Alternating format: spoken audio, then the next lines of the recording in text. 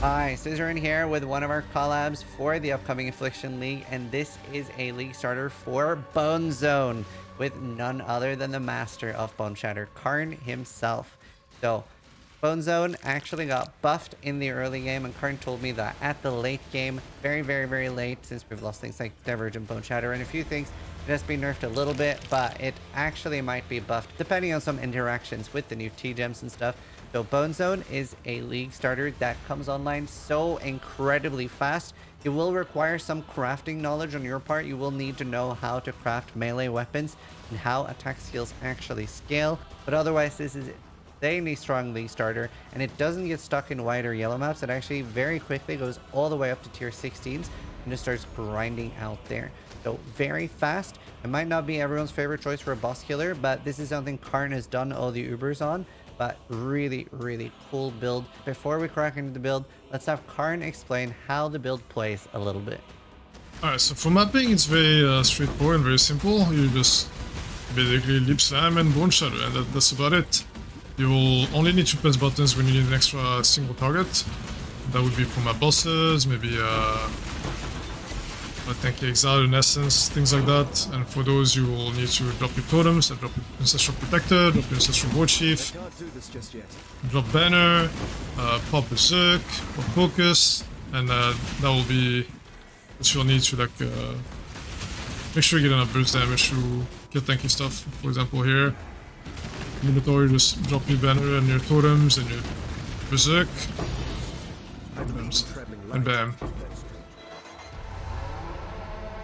Very easy to see what you're going to be leveling with. Spectral Throw early on, and Ancestral Protector, etc. And everything's in a different skill group. You don't get confused with what gem for each level, etc. Karn's done a great job making it very clear here what to play. The new steel skills might be interesting this league. They have changed. We don't fully know how they will be. So since Spectral Throw isn't like the best skill ever, the new steel skills might be interesting for level. We just don't fully know how they're going to work. Early, you're just going to be using things like your rustic sash recipe. This is a blacksmith whetstone and a rustic sash, which needs to be either magic or rare, and then a weapon, ideally a good axe that you want to use it on. And then at level 43 you can swap to Boneshatter. If these builds help you have a great league start for Affliction, please consider subscribing. It does help the channel massively, and thank you so much.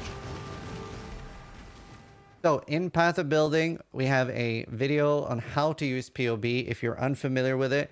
And Karn has done a lovely, extremely detailed PoB with how it is early, Act 1, Act 2, etc. So that it'll be very clear on exactly how to put your skill points where. And this is a Slayer, and the Ascendancy points are included in this as well. So you can see that they go in as you're continuing with the skill tree and all the switches and stuff like that. There's stuff like early endgame, a different PoB and a different build if you have an Ashes and what that'll look like, and then Tainted Pact as well, which we'll explain later, and different clusters. You have a lot of different options for how to build.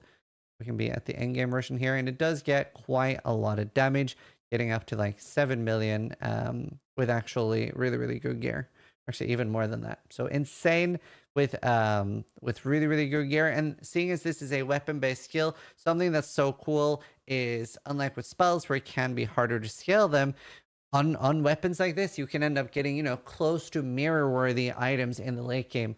So we've got an example here of like a close to 1,000 DPS and PDPS, and something like 600 to 800 is pretty achievable with self-crafting. And once you get close to 1,000 to 1,200, you're getting like, you know, insanely close to mirror worthy and really good stuff. But this is a build that really benefits from that. A lot of you know that Ashes was nerfed in a way in the terms of losing the restoration, but it still has the quality, and that'll be important for a lot of builds. So it still might be really expensive. And I would say that to play Boneshatter, you really want to have a decent understanding of what are the good bases, etc. The Wikipedia is a good source for finding that out as well. And early on, you're just looking for as high flat physical on your weapon as possible.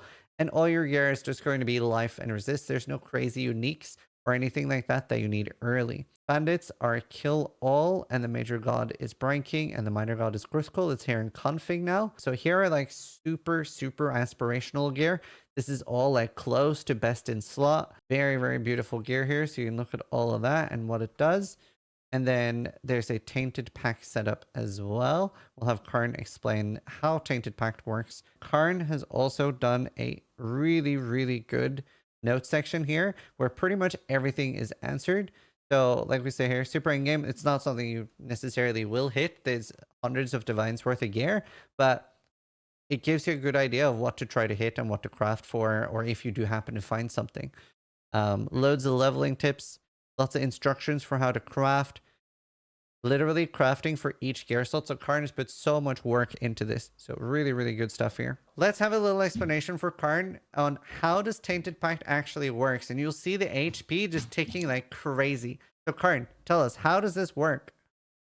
Okay, so the idea behind Tainted Pact is that it makes all the damage over time, the chaos damage over time, heal you instead of damaging you. So the way we utilize this is we use Golden Rule, the jewel, that allows us to inflict bleed and poison to ourselves. We just get enough poison chance that we can poison monsters consistently, and that poison will be reflected to us.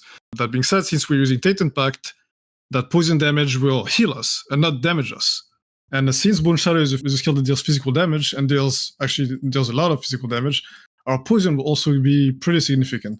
For example, if you look at the Tainted Pact setup that I have in PoB, and you look at the poison damage it does, it will do against a target that has 0 chaos res, it will deal about 45,000 poison damage. So you try to play with 0 chaos res, like the less chaos res you have, the better, but then you're susceptible to chaos hit. So, and that'll mean that for each poison stacks you have, you will gain 45,000 HP per second recovery. And that's you don't want to have negative 60 chaos rest, and you don't want to have plus 60 either. So you want to try to find some balance around 0. Exactly. You just try to find the right balance so hits do not kill you. The thing too is like, since you have this, like for example, I would say on a normal character that has like all the proper source of poison from Glove Implicit on the Weapon Unveil and maybe the Anoint or Jewels, you'll find yourself around 50% chaos res. And for a normal Slayer character, well, you'll have enough attack speed to reach about 8 to 10 poison stacks. So it will recover around, like, let's say 400,000 HP per second, which means anything that does not one-shot you cannot kill you. And are you league starting this yourself? Yeah, of course. When it comes to Tainted Pact bossing, it will be very different. All you need to do is, again, the same. Make sure your totems are down for your damage. Other than that, you just need to make sure you keep your poison so you can just face tank everything.